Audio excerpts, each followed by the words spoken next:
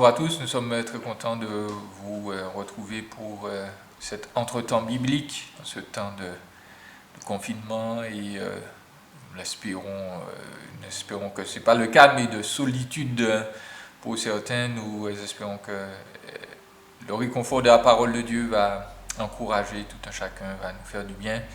Nous allons poursuivre aujourd'hui l'histoire de Joseph, toujours dans Genèse au chapitre 37.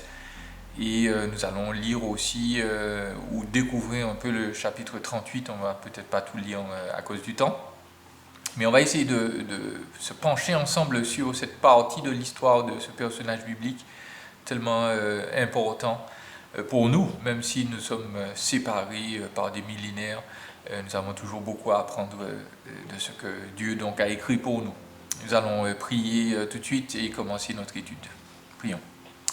Seigneur, merci de nous faire la grâce d'avoir ta parole sous les yeux, sous la main. Merci Seigneur parce qu'elle est toujours capable de nous enseigner, de nous faire du bien, de nous renouveler dans notre compréhension de toi, de qui tu es et dans notre manière de vivre aussi pour ta gloire devant les hommes. Nous prions que tu nous fasses du bien, que tu bénisses tous les auditeurs, tous ceux qui visionnent cette vidéo, que véritablement ta parole les rapproche de toi et te glorifier et leur fasse du bien. Dans le nom de Jésus. Amen. Eh bien, nous allons lire dans Genèse au chapitre 37 à partir du verset 12. Il nous est dit, les frères de Joseph étaient allés s'occuper du troupeau de leur père à Sichem. Israël dit à Joseph, tes frères ne s'occupent-ils pas du troupeau à Sichem? Vas-y, je veux t'envoyer vers eux. Il lui répondit, me voici. Israël lui dit, va donc voir si tes frères sont en bonne santé, et si le troupeau est en bon état. Tu m'en rapporteras des nouvelles. Il le fit ainsi partir de la vallée d'Hébron. Joseph se rendit à Sichem. Un homme le rencontra alors qu'il errait dans la campagne et lui demanda, que cherches-tu? Joseph lui répondit, ce sont mes frères que je cherche. Dis-moi donc où ils gardent le troupeau. L'homme dit, ils sont partis d'ici. En effet, je les ai entendus dire « Allons à Dothan ». Joseph partit sur les traces de ses frères et il les trouva à Dothan. Ils le virent de loin et avant qu'il ne soit près d'eux, ils complotèrent de le faire mourir. Ils se dirent l'un à l'autre « Voici le rêveur qui arrive, allons-y maintenant, tuons-le et jetons-le dans une des citernes. Nous dirons qu'une bête féroce l'a dévoré et nous verrons ce que deviendront ses rêves. » Ruben entendit cela et le délivra de leurs mains. Il dit, n'attendons pas à sa vie. Il leur dit encore, ne versez pas de sang. Jetez-le dans cette citerne qui est dans le désert et ne portez pas la main contre lui. Il avait l'intention de le délivrer de leurs mains pour le faire retourner vers son père. Lorsque Joseph fut arrivé vers ses frères, ils le dépouillèrent de son habit, de l'habit de plusieurs couleurs qu'il portait. Ils s'emparèrent de lui et le jetèrent dans la citerne. Celle-ci était vide, il n'y avait pas d'eau. Ils s'assirent ensuite pour manger. Levant les yeux, ils virent une caravane d'Ismaélites qui venaient de Galaad. Leurs chameaux étaient chargés d'aromates, de baume et de myrrhe qu'ils transportaient en Égypte. Juda dit alors à ses frères, « Que gagnerons-nous à tuer notre frère et à cacher son sang? Venez, vendons-le aux Ismaélites et ne portons pas la main sur lui, car il est notre frère, il est de notre chair. » Ses frères l'écoutèrent. Au passage, des marchands madianites, ils tirèrent et firent remonter Joseph de la citerne et le vendirent pour 20 pièces d'argent aux Ismaélites, qui l'emmenèrent en Égypte. Lorsque Ruben revint à la citerne, il constata que Joseph n'y était plus. Il déchira ses vêtements et retourna vers ses frères et dit, « Il n'est plus là, et moi, où puis-je aller » Ils prirent alors l'habit de Joseph, tuèrent un bouc et plongèrent l'habit dans le sang. Ils envoyèrent l'habit de plusieurs couleurs à leur père avec ce message. « Voici ce que nous avons trouvé. Reconnais donc si c'est l'habit de ton fils ou non. » Jacob le reconnut et dit, « C'est l'habit de mon fils. Une bête féroce l'a dévoré. Joseph a été mis en pièces. » Jacob déchira ses vêtements. Il mit un sac sur sa taille. Il mena longtemps le deuil sur son fils. Tous ses fils et toutes ses filles vinrent pour le consoler, mais il refusait d'être consolé.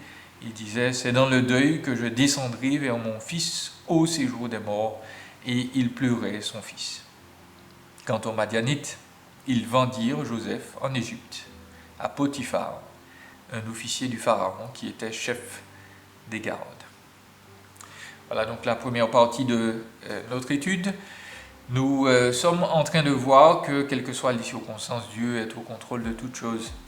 Et nous avons essayé de planter le décor de la famille de Joseph. Nous voyons que c'est une famille dysfonctionnelle et ce récit d'aujourd'hui nous le montre encore plus. Voici maintenant l'opportunité pour les frères de montrer leur haine envers Joseph et ainsi pour eux, en tout cas, de se satisfaire, pense-t-il. Je reviens au texte. Jacob envoie Joseph pour s'enquérir de leur bien-être, de leur santé physique et puis du troupeau aussi. Et nous pouvons déjà voir, par rapport à ce que nous avons déjà dit, Jacob n'est pas un père exemplaire. Mais cela ne veut pas dire qu'il n'est pas un père du tout. Parce que vous voyez, il veut avoir des nouvelles de la santé de ses fils.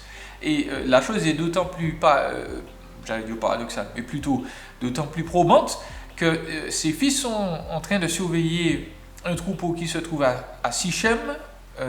Le texte nous précise que Jacob et sa famille sont à Hébron. Si vous regardez, vous faites simplement la recherche sur Google, sur Internet, vous allez constater que Hébron et Sichem sont séparés de 80 km. Donc pour nous, Martiniquais, c'est comme si voilà, on est à peu près sur Fort-de-France-Ciel-Cher, on doit aller jusqu'à la Joupa-Bouillon et peut-être même plus que ça, à pied, sans autoroute, sans police, sans ressources pour cette époque. C'est quand même un voyage assez périlleux, assez difficile, même si donc Jacob a confiance en Dieu, mais voilà. Il envoie Joseph en plus pour se renseigner. Donc on voit que Jacob il est défaillant, mais son amour pour ses fils n'est pas totalement absent, parce qu'il veut avoir de leurs nouvelles. Et qui est-ce qu'il envoie vers eux? Eh bien, il envoie entre guillemets son fils préféré. Donc il y a quand même là l'idée que, voilà, même dans sa défaillance, il y a quand même de l'amour chez Jacob pour ses garçons. Et Joseph donc part, il fait ses 80 km, il arrive à Sichem, ses frères ne sont pas là, on leur enseigne à partir du verset 15, 16, on lui dit que ses frères sont à Dothan.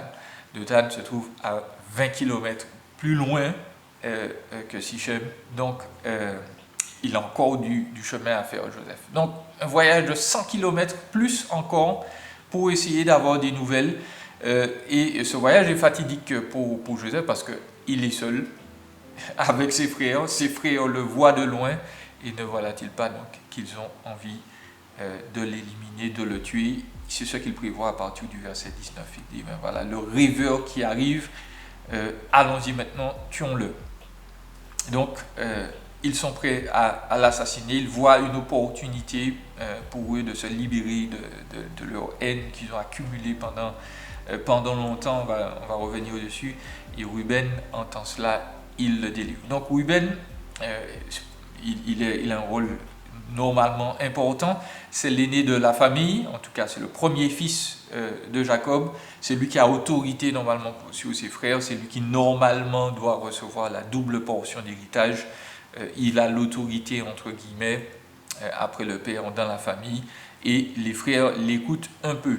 Alors à chaque fois je dis normalement, parce que Ruben va perdre son droit d'aînesse, il va devenir un personnage secondaire à la faveur de Judas, que nous allons découvrir justement dans quelques minutes. Donc voilà, Ruben intervient pour délivrer son frère Joseph de la méchanceté de ses frères, de ses demi-frères. Donc, ne voilà-t-il pas que ils arrivent, ils le dépouillent de ses vêtements de couleur, de son vêtement de couleur, ils le jettent dans une citerne, il n'y a pas d'eau dans la citerne. Alors, juste pour vous donner une idée, les citernes ce n'étaient pas exactement des puits, parce que les puits sont vraiment des espèces de trous dans le sol verticaux, alors que là, la citerne en général, c'est un très gros orifice dans le sol. Souvent, dans les citernes, il y avait des marches d'escalier pour descendre et recueillir de l'eau. Donc c'était pas, voilà, c'était pas simplement une espèce de petit trou, mais voilà, c'était souvent très profond. Et on peut imaginer la crainte de Joseph là-dedans, dans cette situation. Il est aux prises à ses frères, plus qu'il le traumatise. Ce pas des étrangers, c'est des personnes qu'il connaît depuis 17 ans et dont il découvre la haine. Là. Et on peut imaginer donc la détresse de Joseph dans cette circonstance difficile, et on peut déjà arriver à cette première application. Dieu ne nous protège pas de tout. Dieu ne nous laisse pas vivre une vie tranquille, sans problème, sans difficulté. Et puis encore, Dieu ne nous avertit pas quand les moments difficiles arrivent. Nous en avons l'expérience ou la preuve parfaite avec cette histoire de Covid-19. Nous avions peut-être nos plans, nos voyages, nos congés posés, nous avions déjà tout prévu. Et bien voilà, tout doit s'arrêter. Et Dieu prévoit qu'on passe par là. Et ça peut être une leçon très difficile à vivre.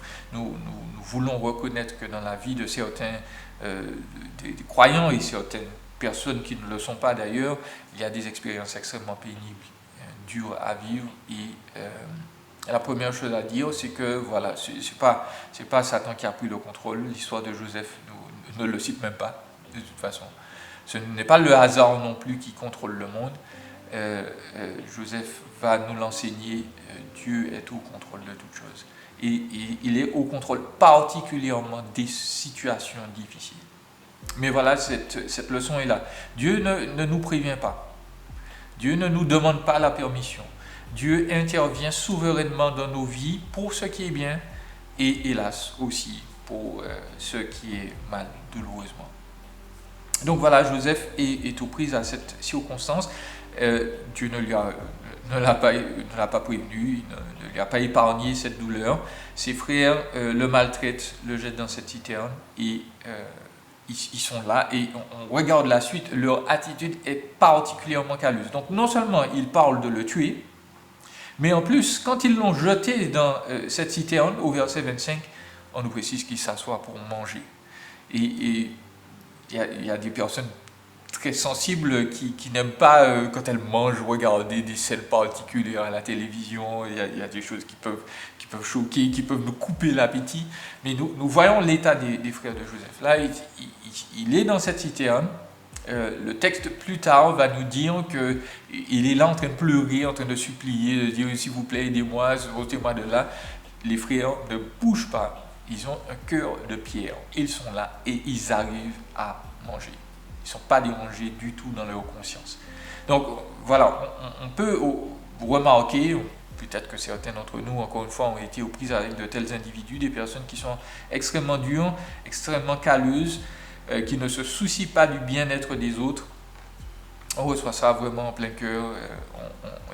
On peut être vraiment, vraiment très mal quand on est aux prises avec ce genre d'individu.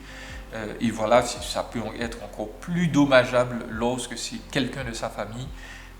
L'expérience est extrêmement douloureuse. Et puis, pour aller de mal en pis, Ruben a réussi à convaincre ses frères de ne pas tuer Joseph, mais voilà, il bouille toujours de haine vis-à-vis de lui. Et lorsque cette caravane passe, toujours au verset 25, eh bien Judas leur dit, écoutez, il pose la chose de manière très particulière. Il dit, que gagnerons-nous à tuer notre frère? Donc il y a l'aspect, entre guillemets, pécunier, il y a l'aspect, ce terme-là, gagner, c'est avoir un avantage. Il est très très souvent négatif dans l'Ancien Testament. L'idée, c'est vraiment de chercher un profit, et dans ce cas-là, de chercher un profit négatif, un profit entre guillemets malhonnête. Et Judas se dit, voilà, on n'aura pas de grand gain, entre guillemets malhonnête, à gagner, à tuer notre frère et à le cacher. Donc, cherchons un gain. Il a toujours malhonnête en essence, mais cherchons un gain particulier, on va le vendre comme ça. On va faire d'une pierre deux coups, on en sera débarrassé et nos poches seront renflouées quelque peu. Et voilà, Joseph est vendu pour 20 pièces d'argent, qui est le prix à cette époque d'un esclave.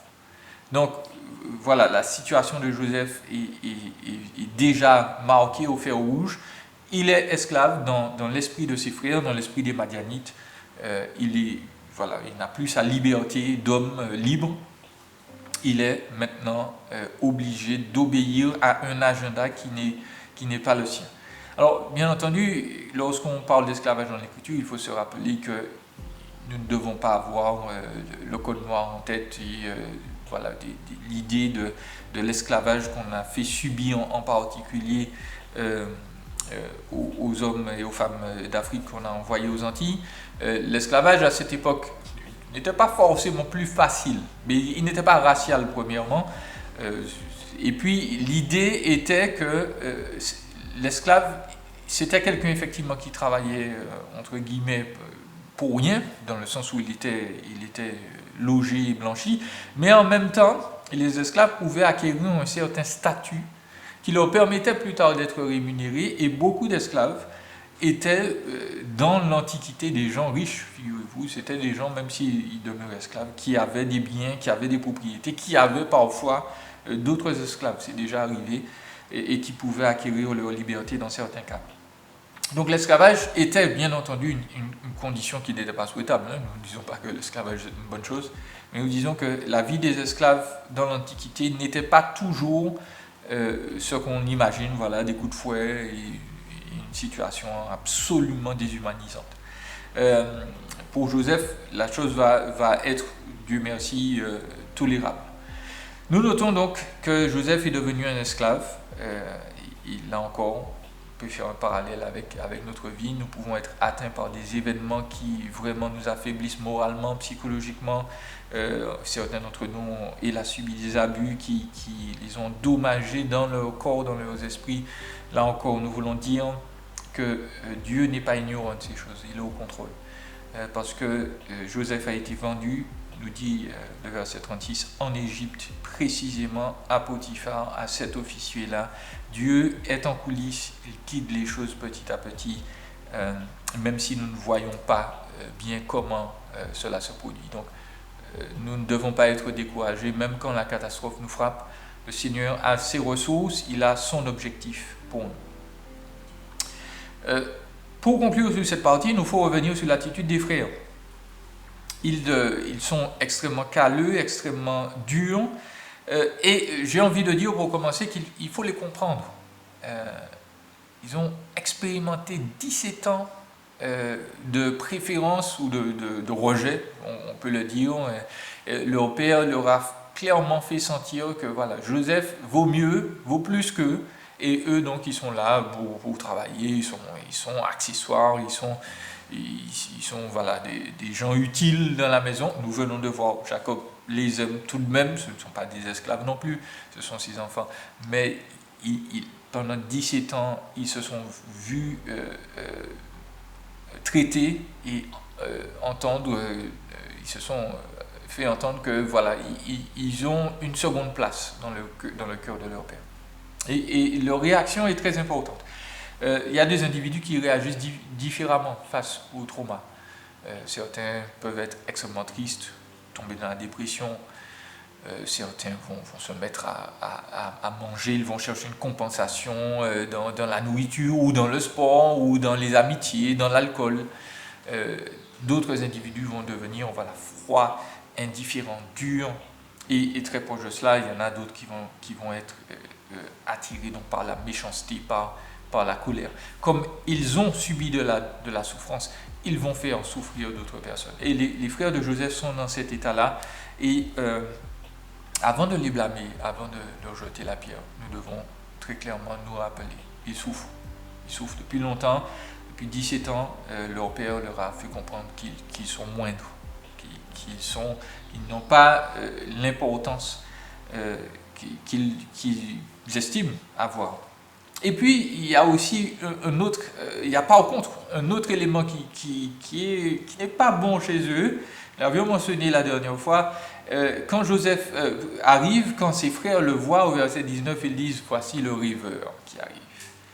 Et verset 20, ils disent « Voilà, on va le tuer, on va le jeter dans une citerne. » Et puis, il conclut « Nous verrons ce que deviendront ses rêves. » Et ça, c'est la partie où les frères sont à blâmer et où les frères auraient dû écouter. À cette époque, Dieu parlait par les rêves. Et le fait que Joseph ait mentionné donc 2 fois cette hégémonie sur eux aurait dû tout de même les faire réfléchir. Il y a quelque chose à l'œuvre là.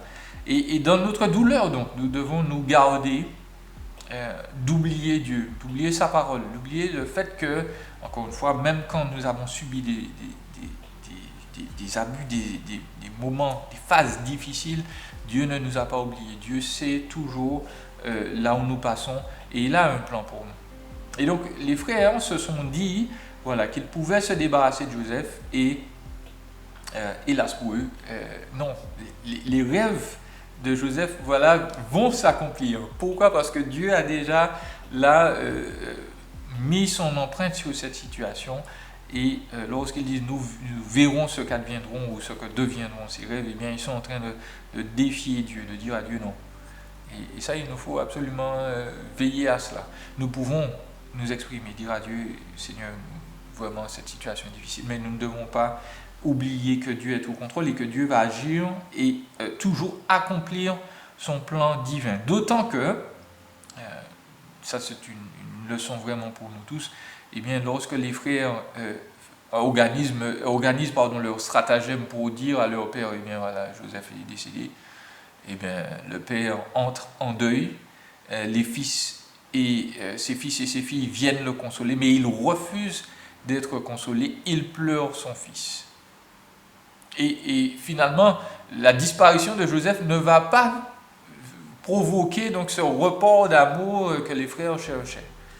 Et donc, quand nous sommes face à la méchanceté ou quand nous sommes dans une situation pénible, dure, difficile, et que voilà, cette situation perdure dans le temps, on ne sait pas vraiment comment trouver une solution, il faut nous rappeler que se révolter et essayer de faire, entre guillemets, payer aux autres ne va pas nous aider. Et que Dieu nous dit que c'est Dieu qui est le Dieu des vengeances, de la justice. C'est lui qui est capable de renverser les situations et de remettre chaque chose à sa place. Nous devrions donc lui faire confiance et ne pas chercher à prendre entre nos mains une justice qui ne va pas s'accomplir de toute façon, parce que c'est Dieu qui veille sur la vie, sur l'histoire humaine pour l'accomplir. Je voudrais faire un court résumé de Genèse au chapitre 38. Parce que peut-être que vous avez déjà lu cette partie de l'histoire et vous vous êtes demandé, mais à quoi ça sert? On parle de Joseph et puis brusquement, on nous parle de Judas ici. Je vais juste au moins vous lire quelques versets du début parce que cela va camper le décor pour notre histoire. Donc, dans Genèse au chapitre 38, des versets 1 jusqu'au verset 11, il nous est dit, à cette époque-là, Judas s'éloigna de ses frères et se retira chez un homme d'Adulam appelé Hira. Là, il vit la fille d'un Cananéen du nom de Shua. Il la prit pour femme et eut des relations avec elle. Elle tomba enceinte et mit au monde un fils qu'elle appela Er. Elle tomba enceinte et donna naissance à un fils qu'elle appela Onan. Elle mit de nouveau au monde un fils qu'elle appela Shéla. Judas était à Axib quand elle lui donna naissance. Judas prit pour Er, son fils aîné, une femme du nom de Tamar. Er, le fils aîné de Judas, était méchant aux yeux de Yahweh et celui-ci le fit mourir. Alors Judas dit à Onan, unis-toi à la femme de ton frère, remplis tes devoirs de beau-frère envers elle et donne une descendance à ton frère. Sachant que cette descendance ne serait pas pour lui, Onan perdait sa semence par terre lorsqu'il devait avoir des relations avec sa belle-sœur, afin de ne pas donner de descendance à son frère. Ce qu'il faisait déplut à l'Éternel, qui le fit aussi mourir. Alors Judas dit à sa belle-fille Tamar, reste veuve chez ton père jusqu'à ce que mon fils Shéla soit grand. Il disait cela parce qu'il avait peur que Shéla ne meure comme ses frères. Tamar s'en alla donc habiter chez son père. Voilà donc une partie, une parenthèse que peut-être que certains ne comprennent pas, mais elle est importante. Je l'ai dit tout à l'heure, normalement l'aîné de la famille c'est Ruben. C'est lui qui devait dominer entre guillemets sur ses frères. Mais voilà, Ruben a été écarté, et pour cause. Le texte biblique nous a dit que Ruben est allé coucher, il a eu des relations sexuelles avec l'une des femmes de son père. À cause de cela, donc, il a perdu son héritage, ou sa place de primauté, sa place d'aîné, et il est remplacé par le quatrième de la famille, par Judas en particulier. Voilà pourquoi on nous parle de Judas en plein milieu de cette histoire-là, de Jacob, de Joseph. On nous précise, voilà, Judas est important, c'est lui qui va être le roi de ses frères, c'est lui qui va être l'aîné, qui va jouer le rôle de l'aîné de ses frères. Et Judas, donc, on le retrouve là en présence de ses fils. Il va, vous notez qu'il s'éloigne de ses frères. Donc le terme est très important parce qu'il désigne vraiment un abandon, un éloignement physique de ses frères. Et on nous dit qu'il se retire. Et là, le mot est frappant tout de même. Il me semble qu'il désigne bien que ce qui s'est passé là avec Joseph, je pense que ça a atteint Judas. Il n'a pas supporté la chose, il n'a pas supporté sa méchanceté, ça c'est une chose, et il n'a pas supporté ses frères non plus, la méchanceté de ses frères. En plus, son père ne l'aime toujours pas, entre guillemets. Donc Judas s'en va, il s'éloigne de sa famille, il veut construire quelque chose pour lui. Et ne voilà-t-il pas donc qu'il va vers le peuple du pays, les Cananéens. Je ne sais pas si on peut trop lui reprocher cela, il n'avait pas forcément de membres de la famille direct avec qui s'unir. Et ne voilà-t-il pas qu'il a ses enfants qui vont mourir parce qu'ils sont méchants aux yeux de l'Éternel, parce qu'ils refusent donc d'accomplir la loi du Lévirat, c'est-à-dire de faire en sorte que la famille ne disparaisse pas. Parce que Jacob, il a une famille, mais elle est plutôt petite. Et cette famille doit perdurer parce que Dieu a fait une promesse à cette famille-là en particulier de lui donner le Messie, le roi d'Israël. Et donc, voilà, nous constatons que Judas s'éloigne de ses frères, il est là en train de vivre une vie différente. Nous voyons que les enfants de Judas ne sont pas forcément des personnes très recommandables. Et puis, nous voyons Tamar qui est là toute seule, elle n'a plus d'époux, elle n'a pas d'enfant non plus. Et dans cette culture, il faut le noter, c'est quelque chose d'extrêmement difficile, d'extrêmement pénible. Donc, qu'est-ce qui se produit? Le texte va nous préciser que Judas va perdre sa femme, la fille de Shua, et après sa période de deuil, eh bien, Tamar va décider de trouver un stratagème pour avoir des enfants de Judas. Peut-être qu'elle a remarqué que voilà, il y a quelque chose de spécial chez lui. En fait, Judas va le dire à la conclusion de cette histoire, vous pourrez la relire chez vous, elle est plus juste que moi. Dans le sens où ce mot juste là est vraiment important parce qu'elle marche dans la justice, dans la loi de Dieu. C'est ce que Dieu attend normalement de Tamar et c'est ce que Dieu attendait de Judas. Et Judas n'a pas respecté la loi divine, alors que Tamar, elle a voulu obtenir un enfant pour remplacer l'enfant ou les enfants qu'elle devait obtenir de ses maris précédents. Donc Tamar, elle, alors qu'elle est une Cananéenne, elle marche dans la justice de Dieu, alors que Judas, qui est supposé être un juif, un israélite, eh bien, il ne marche pas dans la justice de Dieu. Et le texte nous montre donc qu'il y a ce renversement de situation. La personne qui connaissait Dieu, ou qui était supposée le connaître mieux, ne le connaît pas. Et la personne qui découvre Dieu, entre guillemets, par intermédiaire de sa famille, eh bien, c'est elle qui marche dans la justice. Donc, le texte, on peut se demander, mais voilà, cette histoire est un peu sombre. Quelle leçon peut-on retirer de tout cela? Eh bien, le texte nous montre, encore une fois, que Dieu utilise n'importe qui. Dieu utilise des personnes qui sont sages ou des personnes qui ne sont pas sages. Dieu utilise des chrétiens ou des personnes qui croient en lui qui auraient dû marcher droit et qui ne marchent pas droit. Et Judas, donc, qui est supposé, son nom veut dire, voilà, je louerai l'Éternel. Eh bien, Judas n'agit pas du tout dans toute son existence comme quelqu'un qui loue l'Éternel. Visiblement, il n'a pas transmis à ses fils, en tout cas pour les deux premiers, un amour particulier pour Dieu. Et son fils aîné est tellement méchant que Dieu Dieu lui-même en est gavé, ce qui est quelque chose d'assez condamnable. Et puis son deuxième frère désobéit à Dieu également et le Seigneur le punit. Donc voilà quelqu'un qui est glauque, qui est supposé marcher dans la vérité, qui ne marche pas dans la vérité. Et puis, allons plus loin, Judas a perdu sa femme, et bien Tamar, vous pouvez relire ça chez vous, Tamar se déguise en prostituée pour le séduire et avoir une relation avec lui. Et Judas dit oui, c'est même lui, entre guillemets, qui initie la chose. Donc, voilà une histoire sombre, voilà des personnages vraiment moralement dépravés, qui ne semblent pas du tout des exemples pour nous. Et voilà le cœur de notre histoire. Nous devons le redire encore une fois. Dieu est capable d'utiliser des personnes qui sont absolument sombres pour accomplir sa volonté. Les anglophones disent Dieu est capable de tracer une ligne droite avec un bâton crochu.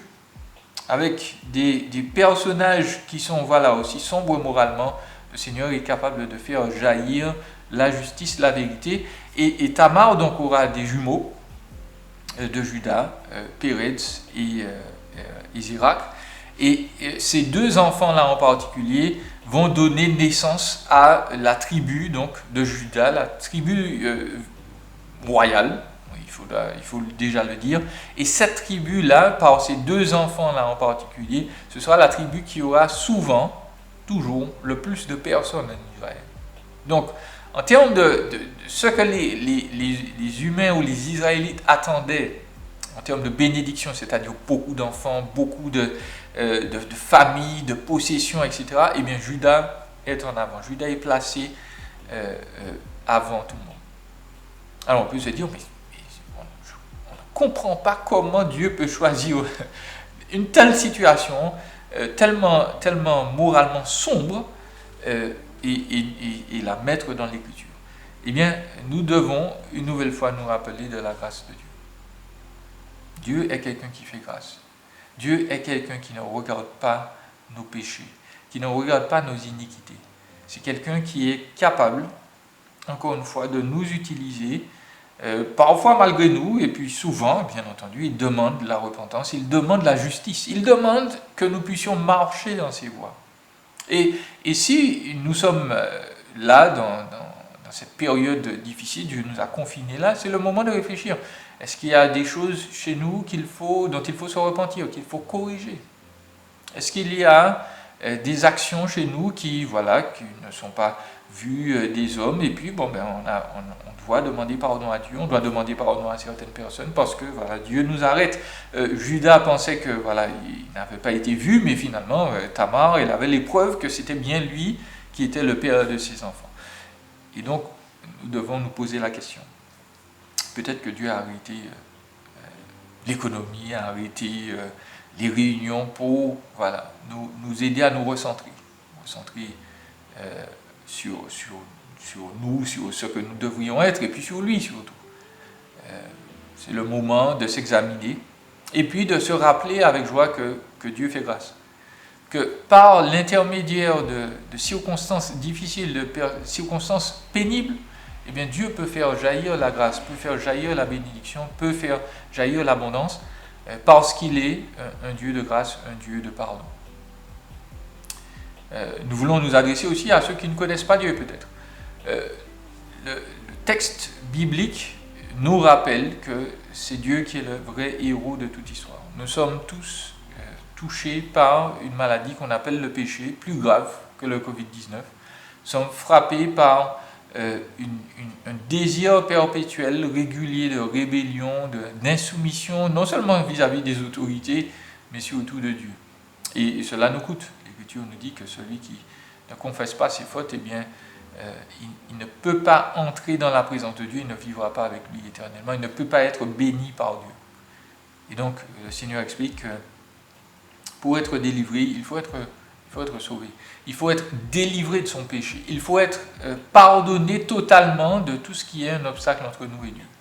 Et le moyen que Dieu a choisi donc, pour nous donner ce pardon, eh bien, c'est Jésus-Christ qui, lui, vient et porte sur lui nos iniquités, qui devient péché pour nous, pas pécheur, péché pour nous, et Dieu le frappe le fait disparaître littéralement, le puni de nos fautes pour que nous puissions nous-mêmes recevoir la justice de Dieu, la bénédiction de Dieu. Et vous voyez que c'est le même chemin. Dieu utilise parfois ces tunnels, ces moments sombres et tortueux pour nous apporter la vérité, pour nous apporter la vie, la joie et la paix. Et tout ceci s'obtient par la foi. Il ne s'agit pas de donner de l'argent, il ne s'agit pas de faire de longues prières, il s'agit de confesser que Jésus-Christ est vraiment mort et ressuscité pour nous, que toutes nos fautes ont été pardonnées, effacées, et Dieu va changer notre vie, il va venir s'installer en nous, nous guider jour après jour, et notre vie va être vraiment transformée si nous avons vraiment compris, si nous avons vraiment adhéré à ce fait que Jésus-Christ est mort et ressuscité pour nous. Donc voilà, nous espérons que ce temps d'étude vous fera du bien, et si vous ne connaissez pas le Seigneur, eh bien c'est le moment de réaliser que Jésus-Christ est mort et ressuscité pour vous, et que si vous lui faites confiance, eh bien vous aurez la vie éternelle. Que le Seigneur vous fasse du bien. Nous allons prier et conclure notre temps. Seigneur, nous voulons te remercier pour ta parole, elle est la vérité, elle nous fait toujours du bien. Nous prions que toutes ces leçons, tout ce que nous avons entendu puisse vraiment pénétrer notre âme et nous rapprocher de toi. Et pour ceux qui ne te connaissent pas, surtout nous faire basculer de la mort à la vie et nous donner cette certitude que puisque tu es mort et ressuscité pour nous, eh bien nous pourrons vivre avec toi pour l'éternité. Nous te remercions pour toutes ces vérités et Seigneur, nous te louons déjà dans le nom précieux de Jésus ton Fils. Amen.